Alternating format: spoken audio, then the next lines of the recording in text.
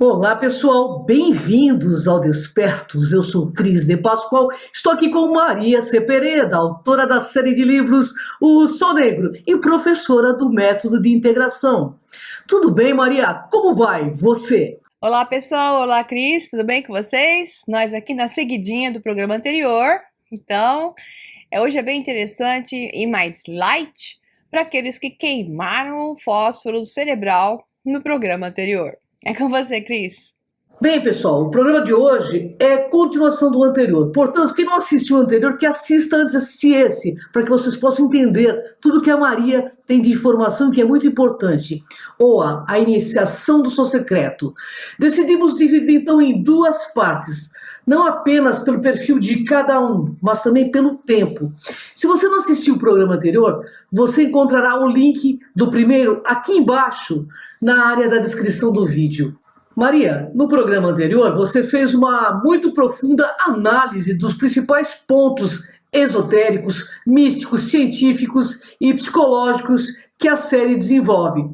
Sem esquecer, é claro, de um fundamento manipulador que se apresenta como projeto para a humanidade. Mas nesse programa, eu farei apenas um pedido. Eu gostaria que você nos desse sua visão de importantes frases e diálogos ditos pelos personagens da série. Frases que você anotou ao longo dos episódios e que carregam um quanto de luz para ser revelada. Bem, Maria, a gente conta aí com você e com o seu discernimento. É isso aí, Cris. Vamos lá com as frases. Tentar não me estender demais, mas eu nunca sei como fica, porque as coisas vão surgindo na minha cabeça na hora que eu tô falando.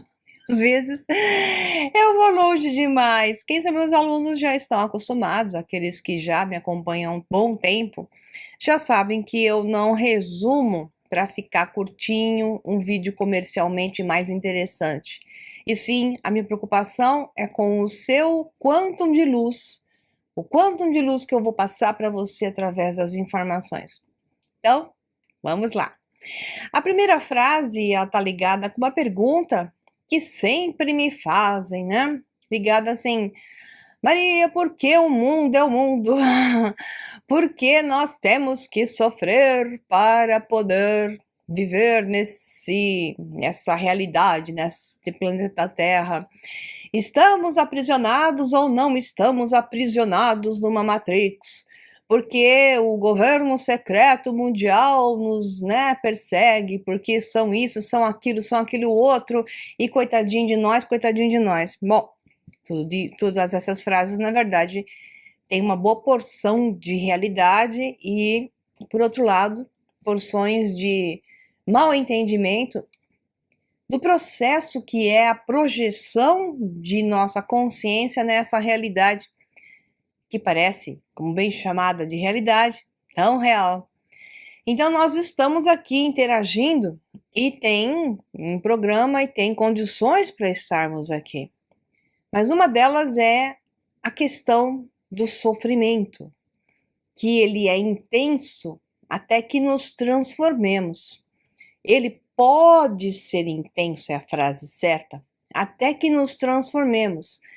Ele pode ser do tipo que comprime o ser humano e o leva a estados extremamente difíceis, né? Por exemplo, em momentos de guerra, momentos em que ocorre a típica manipulação e vontade de uns sobre outros.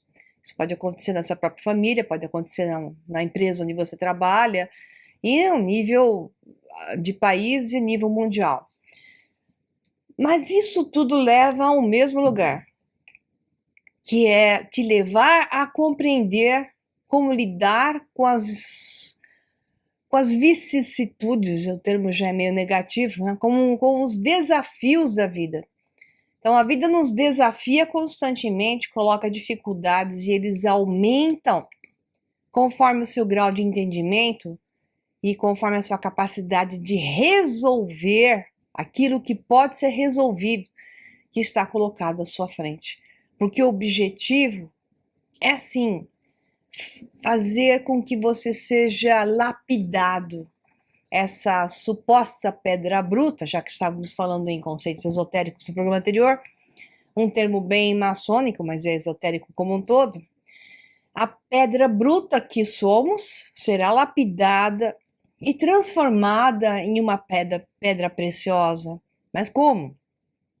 Através de um burilamento, através de retirar partes, polir outras partes. Então, esse pode ser um processo difícil e doloroso, ou quando começamos a fluir com ele e entendê-lo melhor, aceitá-lo em vez de reagir contra, trabalhar no fluxo, mas sempre buscando uma transformação. Não quer dizer que você tem que aceitar o que está na sua frente e acabou, né?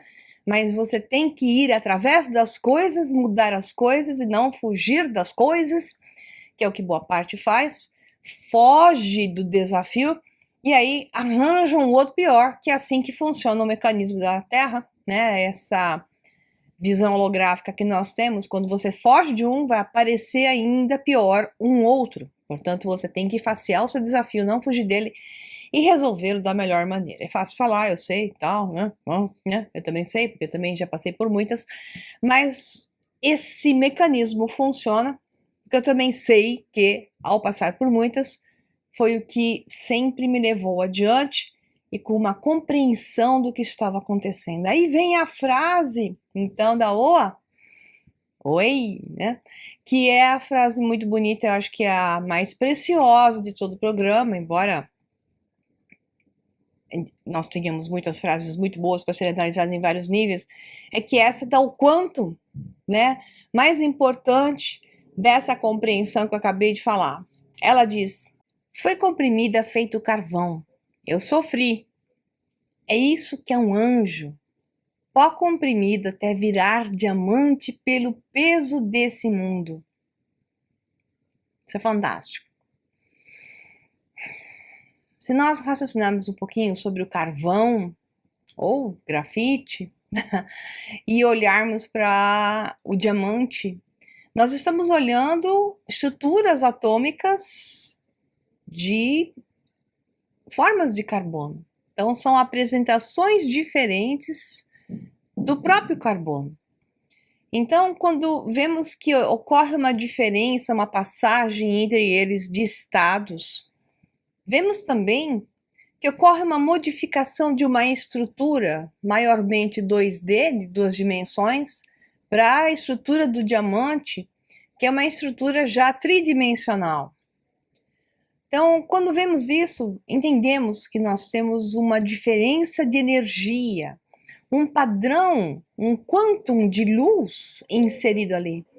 Portanto, o diamante é quem pode mais carregar a luz. E quando ele é burilado, ele é a própria luz. Luz é informação, luz é energia.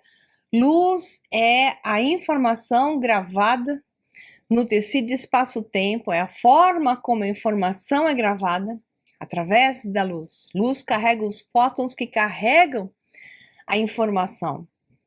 Então, o que nós temos sobre esse aspecto é uma visão de que quanto mais você faceia a vida, mais você se desenvolve, mais você vai estar sendo comprimido. Mas enquanto mais você aguenta, você se transforma em uma pedra preciosa. Então essa é uma questão esotérica belíssima dentro de Oa, entre várias, né? Então temos uma próxima frase aqui, porque tem muitas. Exatamente nesse lugar, em outra dimensão, os corpos de vocês estão aqui, mas estão presos em um sono. Então, em outro lugar também estamos. Neste lugar que eu percebo, me percebo, vejo meu corpo. Mas ele está preso num sono, porque eu só percebo este meu sonho. Enquanto que eu estou aqui sonhando, existe um outro lugar onde de fato eu existo. Essa é a beleza de colocar as multidimensionalidades, que não é o termo, né? O termo que eles usam, né? Que eu já comentei a respeito. O termo correto é as múltiplas realidades paralelas, ou até um outro termo possível, os multiversos, aonde eu me expresso. Mas em Oa são mais realidades alternadas mesmo, né? Porque são variações dela mesma, de cada um deles, de cada uma das histórias. Então seriam realidades alternadas, só para ser preciso. Então nós temos um mundo físico. Nós temos potenciais infinitos de expressões de nós mesmos, com variações de nossa realidade em função daquilo que somos, daquilo que nos tornamos.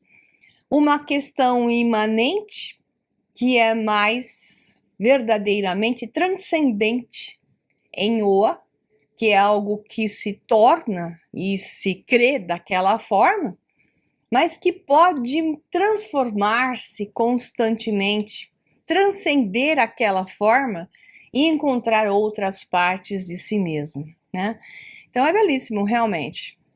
Mais uma frase: eu não desapareci, eu estava presente em e por tudo isso. Ou seja, ela estava, de certa forma, conectada com cada uma das realidades e com cada um dos amigos que se encontraram. Não foi por acaso, por sincronicidades onde o destino conspira para que juntos pudessem ser sinérgicos e terem encontrados até a forma de transcender aquela realidade e ir para outras, que é os movimentos que eles faziam para que ela ou alguém pudesse ir para uma outra realidade. Eu quero que você feche os olhos. Outra frase.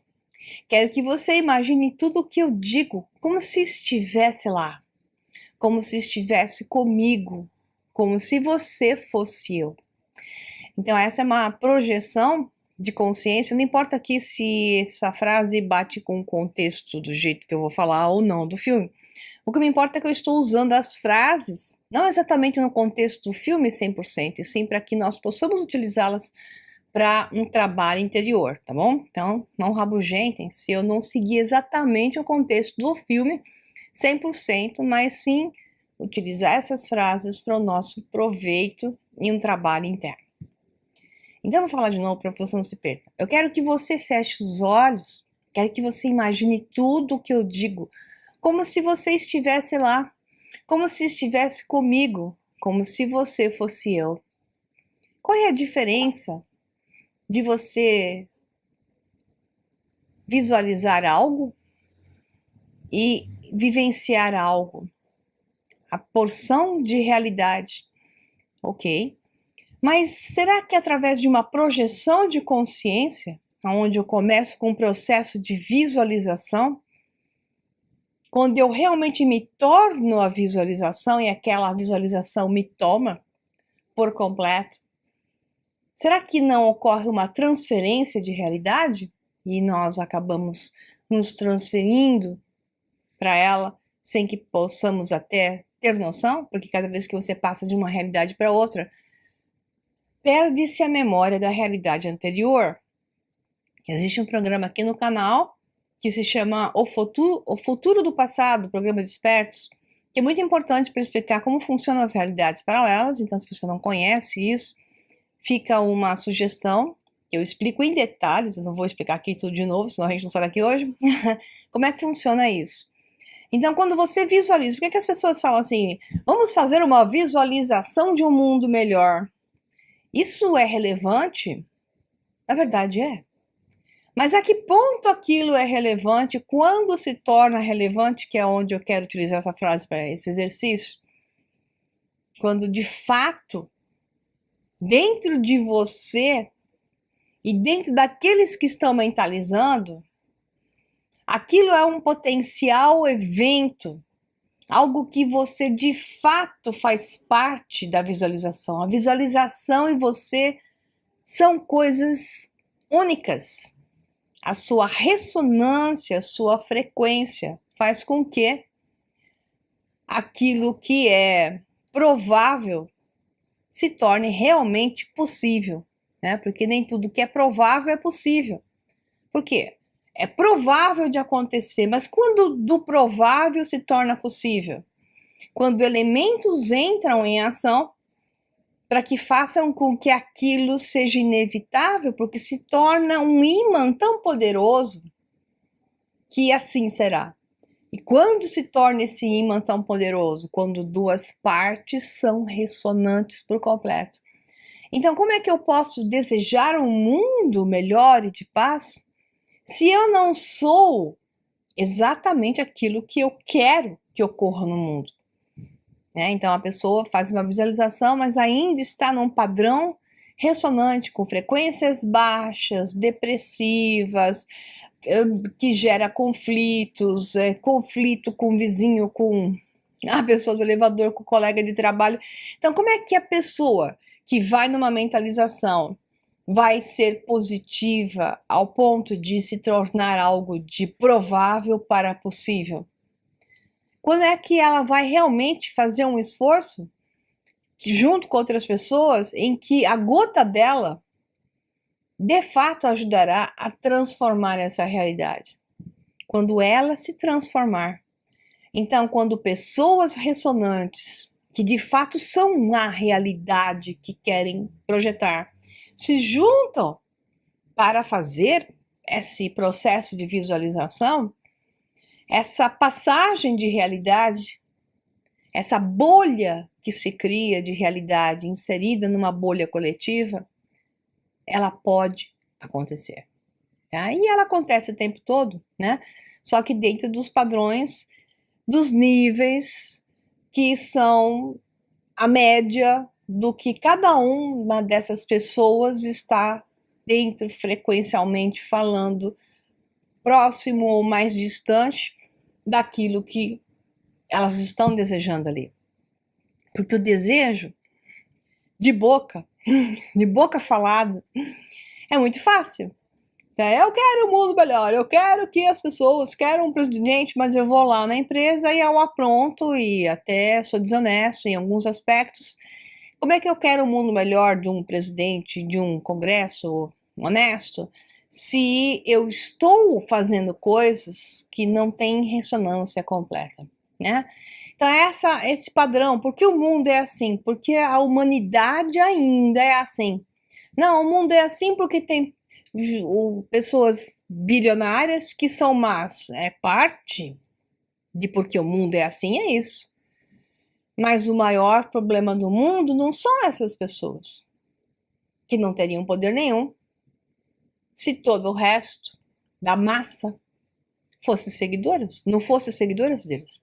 O que nós temos é que muitos seguem e reproduzem o mal que esses comandam. Okay? Aí vem mais uma frasezinha. Todos nós morremos mais vezes do que eu posso contar. Sim, essa questão se refere novamente às realidades paralelas. Então, a nível de eu, nível superior, existem outras versões de mim mesmo que têm histórias distintas ou muito próximas ou mais diferentes. Então, nós morremos muitas vezes como projeção de uma persona ou até com a percepção de um emaranhamento quântico entre uma linha de tempo com outras personas. Então, essa visão de infinitas possibilidades no mundo quântico é a realidade. No mundo temporal, aquilo que nós percebemos na quarta dimensão onde estamos, terceira dimensão de espaço, quarta de tempo, percebemos o tempo porque vivemos o espaço. Então, tempo, fisicamente falando, né? Física, escola, é a forma como explicamos um objeto sair do ponto A e chegar no ponto B. Medimos o tempo e dizemos, bom, então há espaço percorrido, porque houve o tempo. Então, o tempo é um instrumento, é uma ilusão utilizada para explicar o espaço. Quando a matéria não mais existe dessa forma, no mundo da densidade, e, portanto, a matéria e o espaço estão diretamente relacionados, o tempo também se altera. Por isso que o tempo se altera em função da gravidade, em função da densidade, que tem a ver com a gravidade, em função de parâmetros que ligam com a gravidade. Então, o tempo é uma variável que, então, gera um processo de ilusão de uma continuidade em um mundo quântico através de emaranhamentos constantes. Então nós vamos morrer infinitas vezes até que então recobremos a consciência e possamos entender que são passagens como uma troca de roupa e que não morremos. Morre simplesmente aquela passagem, aquele estágio do jogo. O avatarzinho do jogo pega assim, parabéns, um monte de medalhinhas, e pega o próximo estágio, o próximo desafio e o próprio avatarzinho e continua em frente. Mais uma frase. A primeira vez que você adormece na prisão, você esquece. Você acorda uma mulher livre e então você lembra que não é. Você perde sua liberdade muitas vezes antes de finalmente acreditar. Então isso é muito interessante porque a questão de você estar o tempo todo despertando em um corpo, né? Despertando naquilo que ela chamou de prisão, uma alegoria, porque não é exatamente isso no caso dela, mas é parecido com isso. Então você adormece na prisão, que é ao entrar em contato com o corpo físico, aí você esquece, não se lembra mais do que houve. Daí você acorda, livre, querendo explorar essa realidade.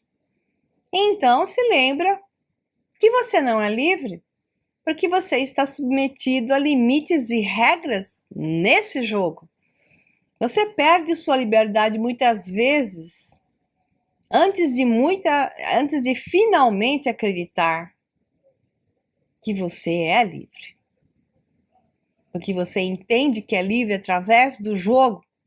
Um jogo que quanto mais você o domina, mais você vai ganhando liberdade nele. É exatamente o que acontece em um jogo virtual. Você vai ganhando mais coisas para fazer quando você vai passando de fase. Então, essa passagem de fase só pode ser feita através do jogo. Mas cada vez que ocorre uma passagem de fase, é como se a passagem anterior não mais importasse, agora importa só a nova fase. É um novo mundo, que sob novas regras, e regras geralmente com maior grau de liberdade, né, com mais coisas para fazer, aumentando também, proporcionalmente, às vezes, o grau de dificuldade. Então, a vida é um jogo, onde você se liga a ele e desperta no sono de entrar no corpo e entra num sonho que parece estar livre. Aí, nesse sonho, você entende que, na verdade, não está livre, mas que se fizer um monte de coisas nesse sonho e vencer os desafios dele, você ganha graus de liberdade. Então isso é muito bonito. Você realmente não sabe alguma coisa até que seu corpo saiba disso. Uau, essa frase parece tão boba, mas ela é tão profunda. Você só vai saber mesmo quando você aceitar esse jogo que é entre sua consciência e seu corpo físico. Então, quando o seu corpo souber jogar esse jogo em total ressonância com a sua consciência, e a consciência está consciente de estar jogando esse jogo com o corpo, e faz com que o corpo, que tem uma própria consciência, que se pode até chamar de ego, essa consciência dele mesmo, que tenta ir para outro lado, enquanto a consciência que está nesse corpo quer fazer com que esse ego obedeça, essa dupla, quando entram em ressonância e param de fazer movimentos desconexos e começam a, então, entrar em ressonância, faz com que o poder seja enorme. Aí o seu corpo já sabe que ele precisa se associar a uma coisa superior, que essa dupla tomará conta da matéria. E agora sim, essa dupla juntos farão com que a liberdade seja muito maior.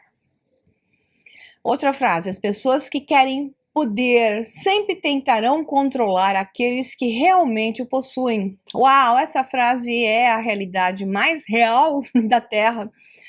Aqueles que querem nos dominar, que usam o poder, o dinheiro, sua posição social, posição política e comandam as guerras, comandam as destruições, que mandam um povo matar esse povo e eles ficam lá na ponta do triângulo, quando dois brigam, encontra o terceiro, sempre há um terceiro que está fazendo com que dois briguem.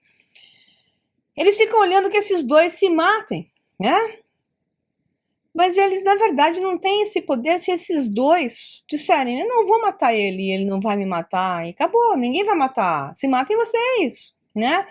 Então, eles não têm poder nenhum. Se esses aqui despertarem, é como se esses fossem o corpo, brigando como duas células, querendo fazer uma fagocitose uma na outra, e ali estivesse a consciência do lado de fora.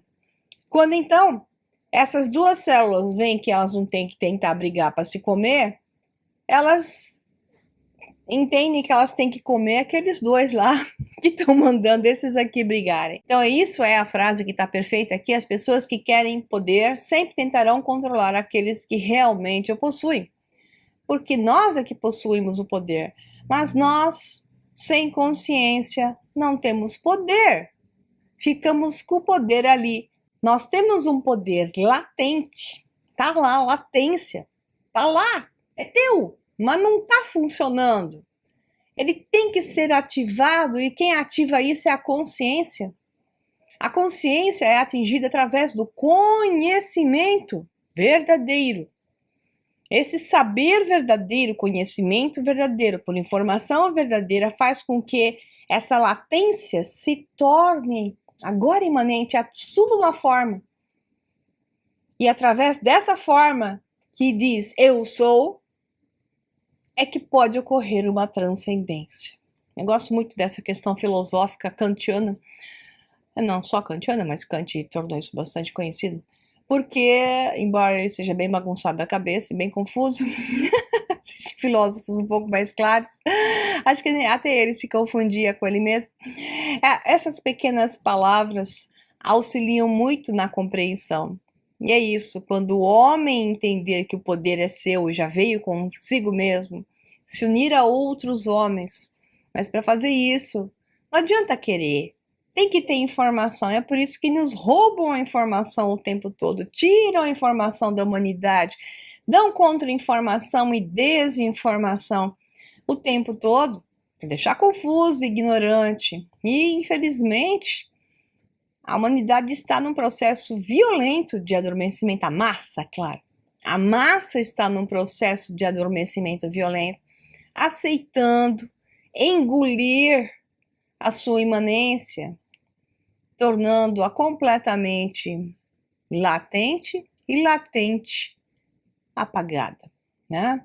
Nós temos esse poder e temos que usá-lo, mas para isso eu sei que o povo não sabe o que faz, é bem assim, não sabem o que fazem. Por isso é que eu faço tantos cursos para trazer informação verdadeira de volta, para que as pessoas possam recuperar a memória. E isso é o trabalho de um dos cursos, tantos cursos eu faço, que é mais recente agora, que é o Segredo dos Deuses, a verdadeira história da humanidade, que o foco é trazer de volta aquilo tudo que te foi escondido, que sem você saber a verdade não vai conseguir saber julgar o que é certo, o que é errado devido a essa desinformação e esse jogo que se faz de um contra o outro o tempo todo. E as pessoas caem porque não sabem, não têm informação, né? Mais uma. Essa frase parece simples, mas ela é extremamente complicada de entender. A ordem externa gerará a ordem no interior. Aquilo que é projetado para fora se torna a ordem externa. A ordem projetada para fora influencia o interior de uma outra ordem.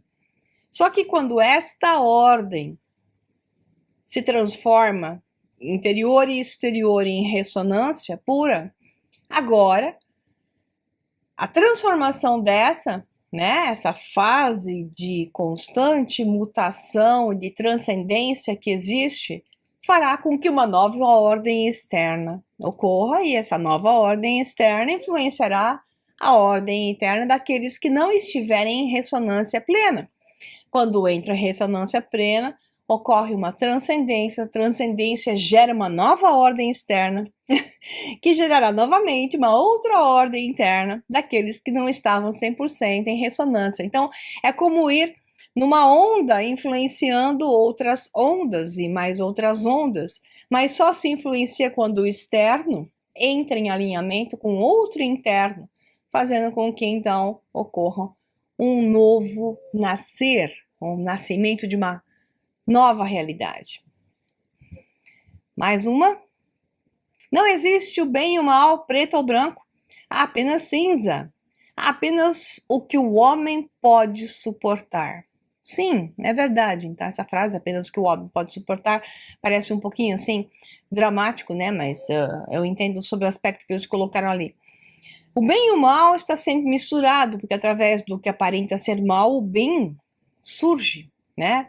E às vezes, através do bem, que alguém entende que é o bem, pode fazer mal a algum outro. Então, esse jogo cinza de dualidade presente o tempo todo deve ter umas regras para compreender o que é o bem e o que é o mal.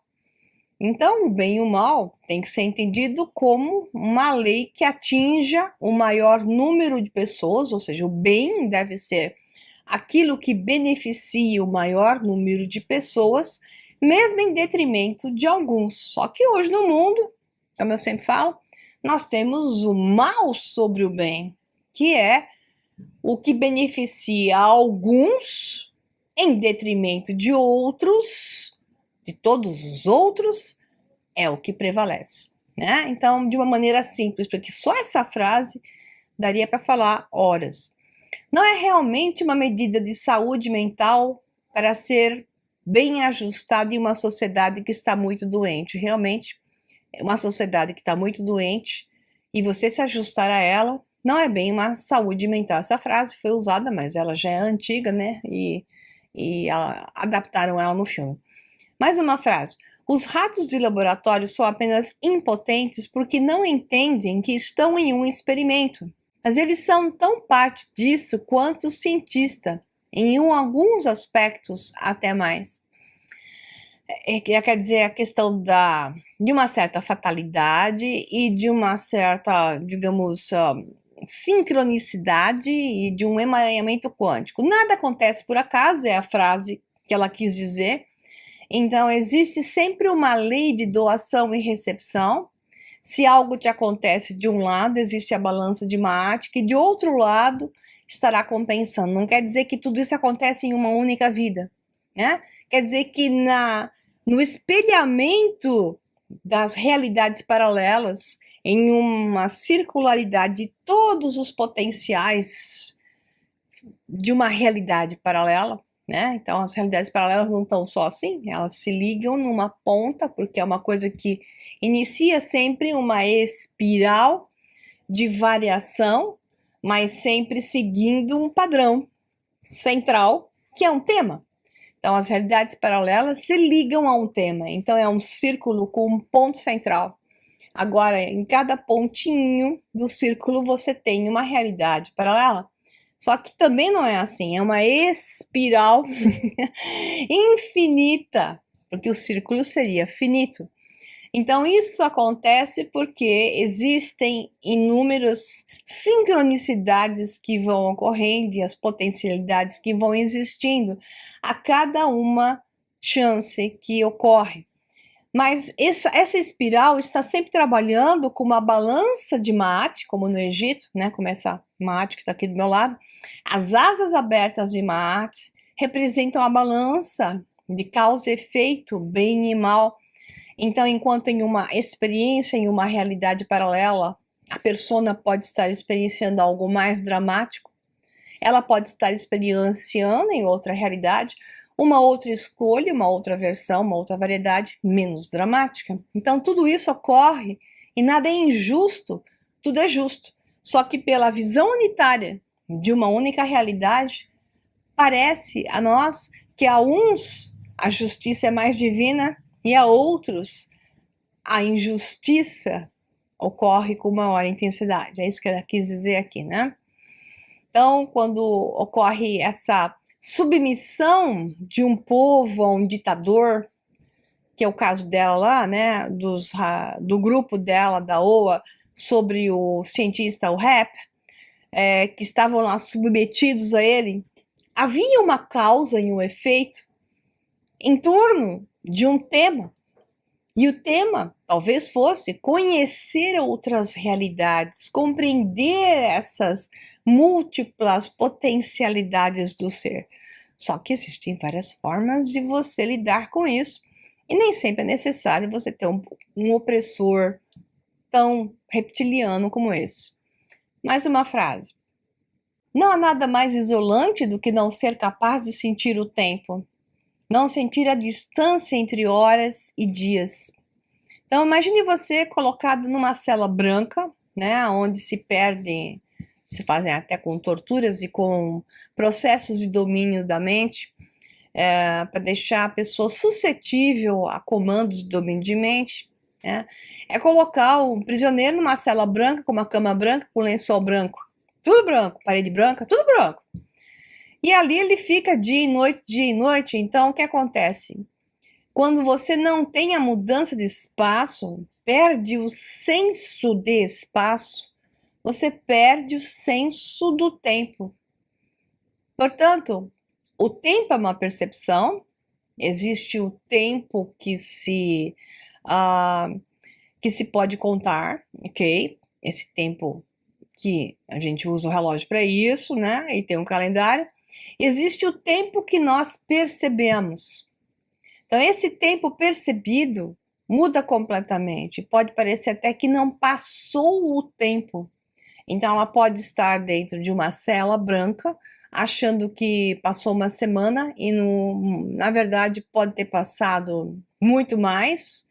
Geralmente, ocorre uma dilatação de tempo e espaço. Quando você entra num processo como esse, perde-se a noção temporal porque você perde a noção espacial. E daí se perde a distância entre as horas, distância entre os dias e por aí vai. Vamos firme agora. Aqui uma frase da segunda temporada, que era a dica para o detetive chegar até a rosácea da janela, onde ele deveria encontrar o enigma da casa, né? E aqui fala assim, o túnel do tamanho de um caixão. Uma escadaria dupla e curva, ou seja, uma escadaria dupla e espiral, né? E uma janela de rosácea. Então, isso é bem uma simbologia maçônica, que é isso que se coloca em algumas iniciações maçônicas, a pessoa dentro de um caixão, né? Fecha-se o caixão, tem gente que morre de medo disso. Não passa da iniciação. Então você entra no caixão, fecha o caixão e deixa você lá dentro do caixão um tempo, silêncio total, e você não pode fazer nada, às vezes até em um momento específico te dão um comando ao qual você deve responder, né? Então ali se imagina a morte como uma passagem. Então a passagem, um túnel, renascimento. A escadaria dupla e curva tem a ver com uma série de padrões energéticos, mas é também uma simbologia esotérica, que é a escada de Jacó, e por aí vai. E uma janela de rosácea, que são as múltiplas realidades espelhadas, né? Para onde vai você? É o você se espelhando, se desdobrando nas mandalas e rosáceas, as muitas partes de você mesmo, como você mesmo em outras possibilidades. Por isso que a rosácea era a ligação, né, no final, né, da segunda temporada, com o centro da rosácea, que era o centro talvez da onde, quem sabe, toda a projeção daquelas possibilidades projetadas na mente ou projetadas de uma outra forma que a gente não sabe ainda como vai ser, né? A terceira temporada de Oa, esse centro da rosácea levava. O olho, né? Representa o olho. Mais uma frase, nunca cessaremos nossa exploração. O fim de nossa exploração será chegarmos onde começamos. E então, reconhecer o lugar pela primeira vez. T.S. Eliot, então essa frase tá lá dentro daquela casa, o detetive lê ela lá, utilizando, acho que era provavelmente o isqueiro, né? O isqueiro na mão, a tocha na mão, em vez de uma lanterna, que seria o mais óbvio, até a luz do celular, o tempo todo representava a chama interior, né? Então usaram lá uma coisa não óbvia, que é um isqueiro, que vai queimar a mão, né, em determinado instante, em vez de usar uma lanterna. Ele vai pela segunda vez na casa. E em vez de levar a lanterna, ele continua com o isqueiro. Isso foi colocado, parece meio idiota, né, hoje em dia, mas foi colocado com o fundo esotérico da chama. E com a chama eu enxergo. Então, porque combina a chama lendo a plaquinha do T.S. Eliot, né, que é: nunca cessaremos nossa exploração. O fim de nossa exploração será chegarmos onde começamos e então reconhecer o lugar pela primeira vez, né? Mas com um outro olho, com uma forma diferente, porque nós já não somos mais o mesmo. Então, essa questão de repetir padrões em várias encadernações é dar um outro olhar para o mesmo padrão e vê-lo sobre um outro ângulo, possibilitando então você ter uma nova chance de fazer coisas distintas frente ao mesmo desafio. Então essa é a visão das reencadernações, né, que eu brinco, né, encarnações, reencadernações, porque toda hora a gente troca a capa do livro, o conteúdo se altera, mas mantém o mesmo script, né, mudando alternativas, a capa tem uma alteração, mas o conteúdo é o tema central que se repete, se repete. T.S. Eliot era um ser de sociedades secretas, né, que estava junto com muitos outros escritores e que trabalhavam para informação, conhecimento sobre um lado e também para satisfazer os interesses daqueles que eu chamo de eles. Então, continuando. Ninguém corria 1,5 km em menos de 4 minutos. Acreditava-se ser o limite de velocidade humana, diz o rap para Oa. Então, um dia, um inglês conseguiu chegar em 3 minutos e 59 segundos. Mas aí, 6 semanas depois, outro conseguiu e surgiram outros. Agora um adolescente treinado consegue. É a nossa incapacidade de imaginar que nos segura. É muito bonito isso aí, né? Bate de novo, que é incrível. Essa história de que eu não sei fazer, aí eu aprendo a fazer, uma coisa que é inédita, né? Uma invenção, uma coisa assim.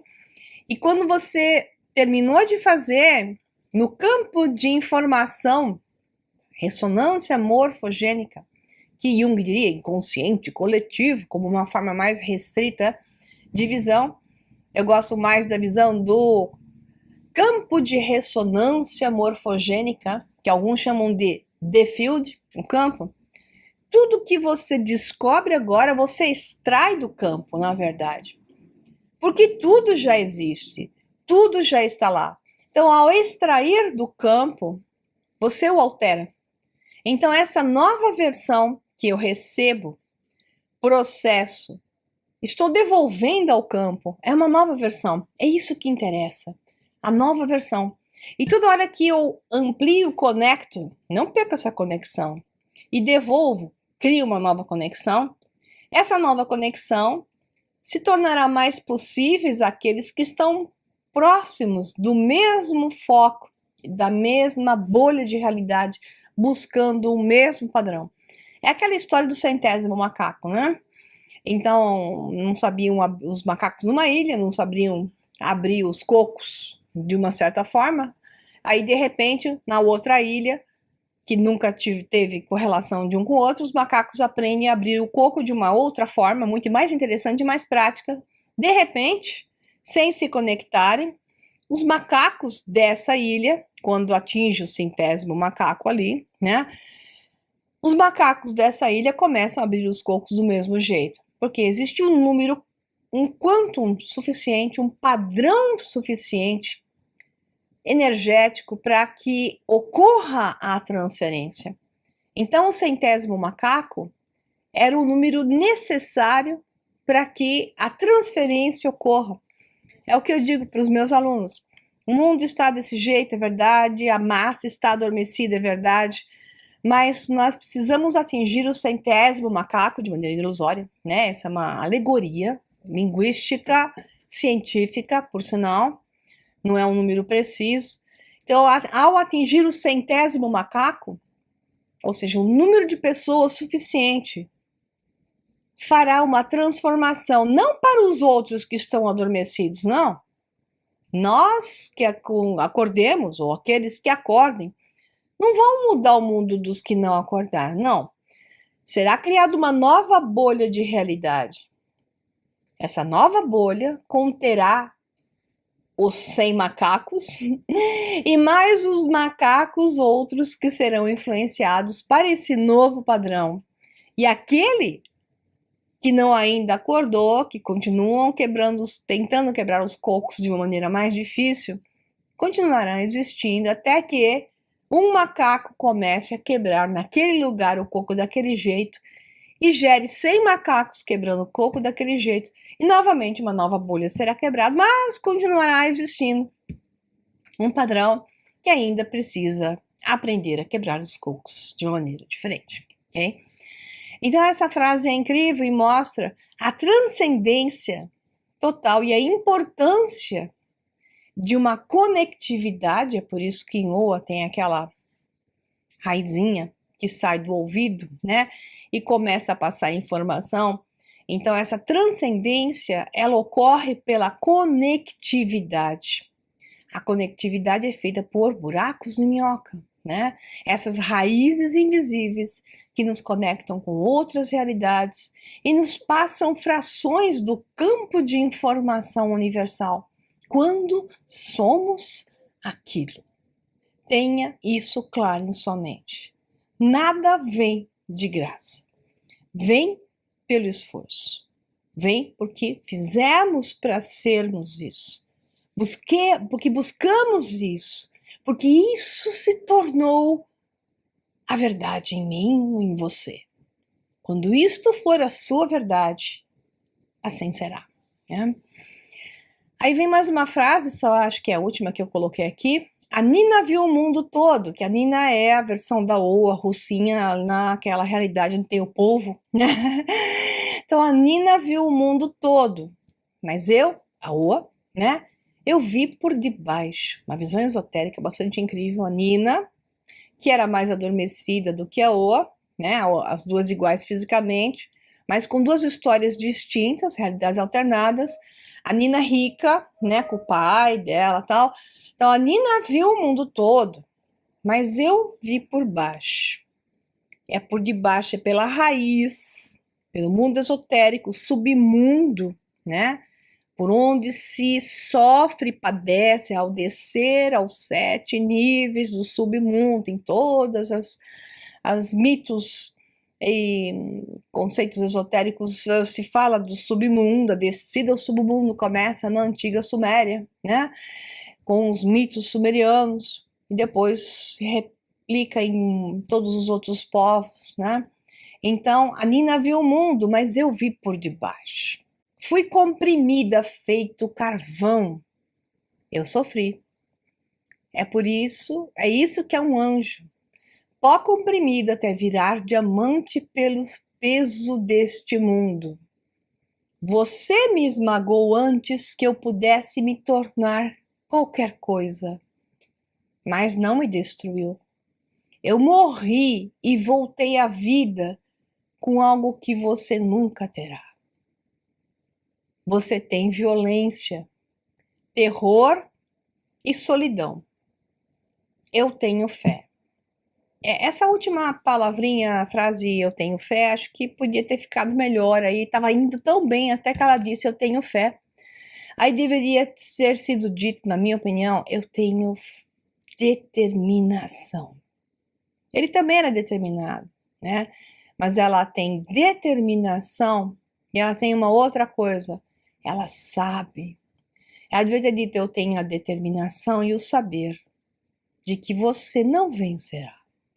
É isso que nós temos que dizer, porque o rap representa um cientista louco lá, e psicótico, Ele representa, de certa forma, você pode colocar dessa maneira, os donos do mundo, como eu costumo chamar, eles, abrir aspas e fechar aspas, esse 1% comanda esse 99% que se divide em duas facções que se matam.